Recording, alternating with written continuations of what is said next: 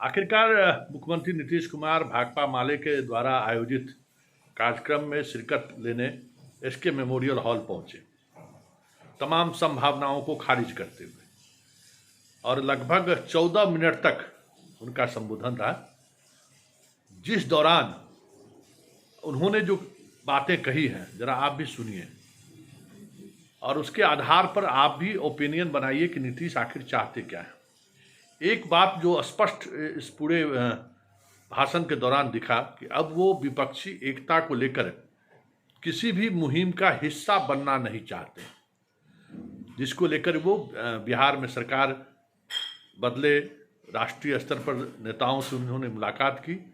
लेकिन आज के इस भाषण के बाद ये लगभग स्पष्ट हो गया है कि अब राष्ट्रीय फलक पर विपक्षी एकता को किसी मुहिम का अगुवाई नीतीश कुमार नहीं करेंगे। ये संकेत आज उन्होंने दिया, कई और संकेत उन्होंने दिया है, लेकिन आप खुद सुनिए, पूरा भाषण उनका सुनिए और समझिए कि नीतीश कुमार 2024 को लेकर कितने गंभीर हैं और 2024 को लेकर वो सोच क्या रहे हैं। सबसे पहले आपका मैं अभिनंदन करता हूं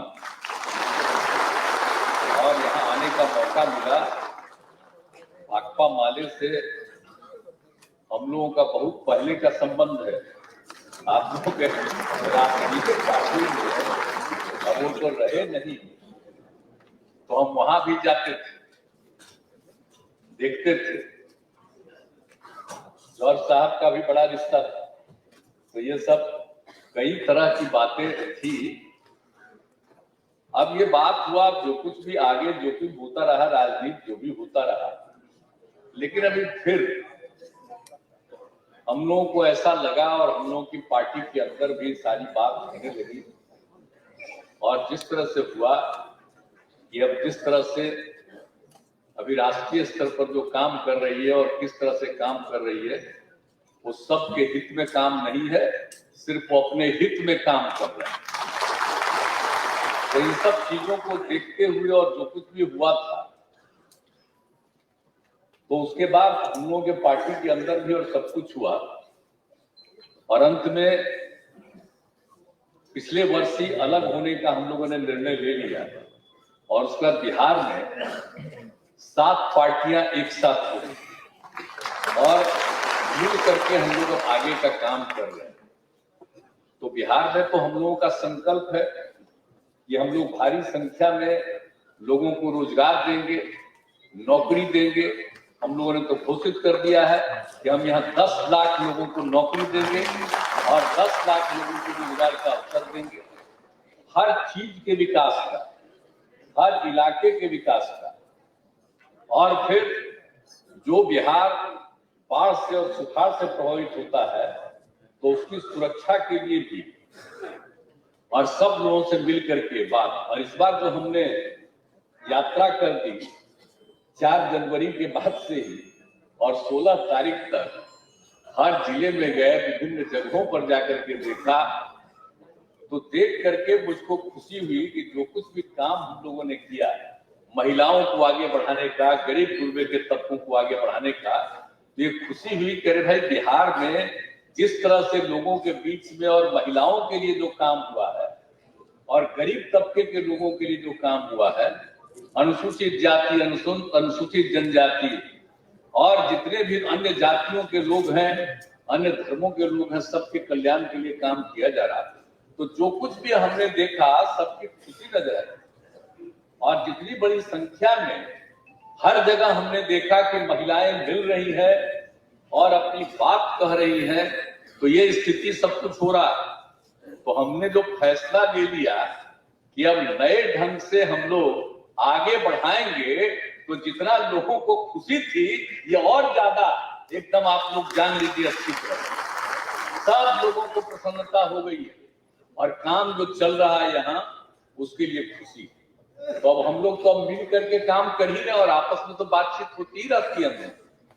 तो हम लोग तो अपने बिहार में जो भी काम कर रहे हैं, लेकिन हम लोगों का मकसद है, अभी तो बता ही रहे थे, भाकपा माले के राष्ट्रीय महासचिव महोदय अपना भाषण दे रहे थे, और जो हालत देश का हो गया है, अब बुरा हाल है, तो हम तो अलग हो गए और सब लोगों ने स्वागत किया पूरे देश के विभिन्न जगहों से अन्य पार्टियों ने कहा कि बहुत ठीक किए और हमारी सब लोगों से बातचीत हुई और यही तय हुआ कि अधिक से अधिक पार्टियां एकजुट होकर के और अगला चुनाव जो होने वाला है 24 में लोकसभा का, अगर मिल करके हम लोग लड़ेंगे तो इन लोगों से मुक्ति होगी और बिहार देश सुरक्षित होगा।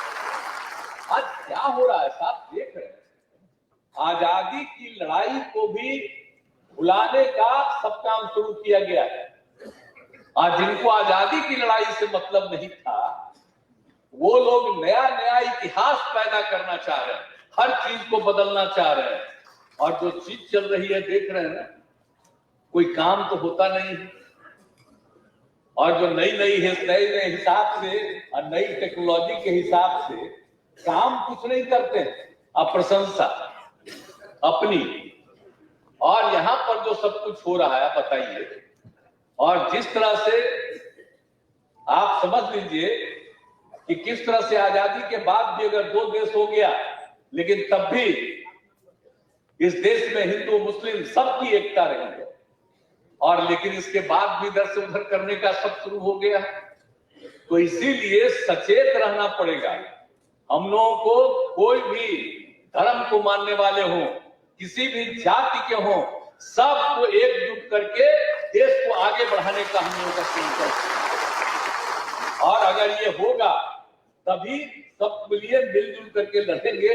तो हम तो कांग्रेस के नेता लोगों से भी सब कह दिए, अभी तो बहुत अच्छा यात्रा हो गया, तो यात्रा तो बहुत अच्छा हो गया, लेकिन अब इसके आगे थोड़ा सोच लीजिए। हम तो उसी के लिए इंतजार कर रहे हैं। जब तक हम तो जाकर दोनों को कह दिए हैं, हम कह दिए हैं कि भाई सोच लीजिए आगे, तो जो कहिएगा। अब बाकी अन्य पार्टियों का फोन आ रहा है और सब लोग कह रहे हैं कि बाकी लोगों का सबका मीटिंग कीजिए, एक साथ बैठिए, तब जान लीजिए हम वेट कर रहे हैं खाली। अब आप लोग इतना जल्दी, हम इसीलिए हम वेट कर रहे हैं। देखो बाकी और पार्टियां थी, बहुत सारी पार्टियां एकजुट होने के लिए तैयार बैठी हुई है, लेकिन अब आप सोचिए, हम तो चाहते हैं कि भाई अधिक से अधिक लोग एकजुट हो जाए। ताज आप आए हुए हैं, तो आप ही के माध्यम से आपके पार्टी के नेतृत्व को हम अनुरोध करेंगे कि जल्दी से जल्दी फैसला करिए और हम लोगों को बुला करके बात कर लीजिए कि कहां कहां और किनके किनके साथ एकजुट होकर के अगला चुनाव लड़ना है। ये जिस दिन फैसला कर लीजिएगा और उसी दिन हम सब लोग एकजुट हो जाएंगे, हम मिल करके लड़ेंगे, तब जान लीजिए आप अच्छी तरह से मुक्ति हो जाएगी। और अगर आप लोग ठीक से सोच करके चलिएगा, तो हम कह रहे हैं शुरू से, हम इंतजार कर रहे हैं।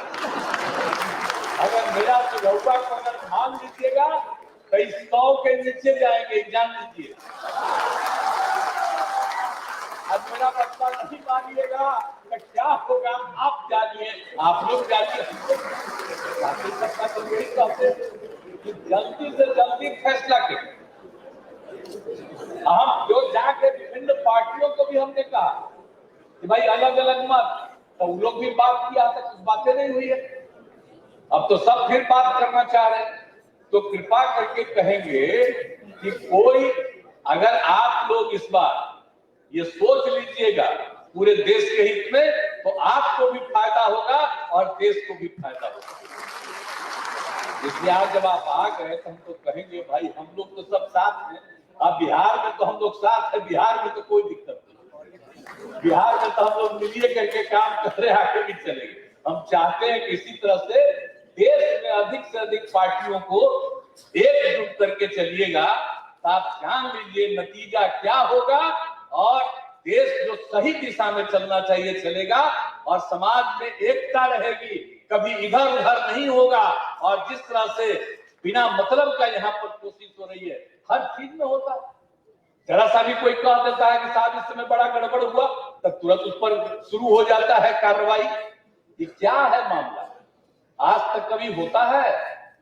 तो इसीलिए याद रखिए, मिलजुल करके सोच लीजिएगा।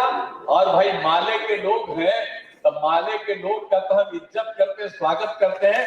भाई हम तो आप लोगों के पक्ष में, अब आप लोग भी सोचिएगा, जैसा मन करे वैसा करिएगा।